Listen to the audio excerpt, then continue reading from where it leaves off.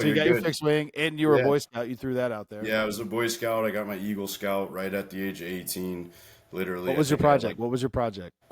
it was a food pantry in town. Needed some work, so we did a huge food pantry drive, and we rebuilt the food pantry in town. So that was kind of it.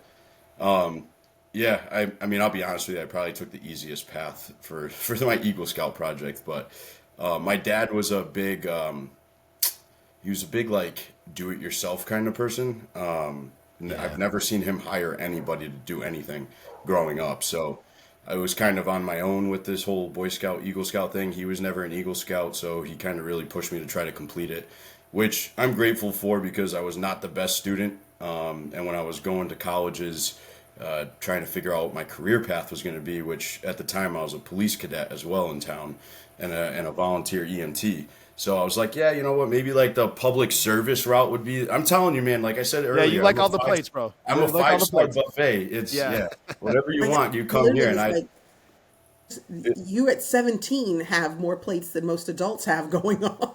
Yeah, Yeah, let me well, like just I let me said, just kind of reiterate. You got your fixed wing pilot's license. You're an EMT, volunteer EMT. You were a police cadet, and you were again Eagle for people who Scout. don't understand the Eagle Scout.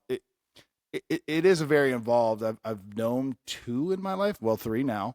And again, I hear what you're saying. You may take the, but it's time, right? There's only so many hours in the day, and then yeah, you had all the plates going at one yeah, I time, had bro. every single plate on fire. Like, yeah, there was multiple candles being lit in my house, but it's it was the lifestyle that I was brought up in. It was just do it, and get it done right, or don't do it at all. So yeah. So, looking at colleges, figuring out what I want to do, I said, you know what, let's jump into law enforcement. I actually wanted to join the Marines, and a recruiter showed up to my house, and my mom, being an old school guinea, slammed the door in front of the guy, and then came up to my bedroom and was like, "Why is this dude at our house?" And I I'm like like, it. so Yeah. that ended that because I'm that male, dominant Italian kid in the household who was like, "Yes, mom, I understand." Yes, ma'am. Yeah. So decided to go down to University of New Haven, which is a very sought after school for law enforcement. hmm Did a walk through there. They told me that my GPA was not very good to get in there, so I actually sat down with one of their entry personnel there, and he was an Eagle Scout. So and it was one of those deals that everyone tells me about that I never really got to witness, but he had two piles.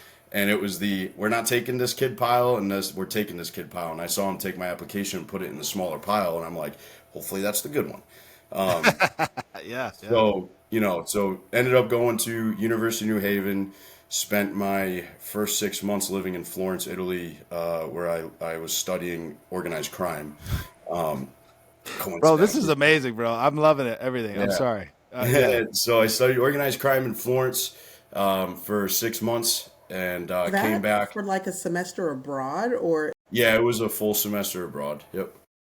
and you were studying organized crime in Italy. Yep. Where it all began. Yeah, it's probably a All good place right. to do it. Yeah.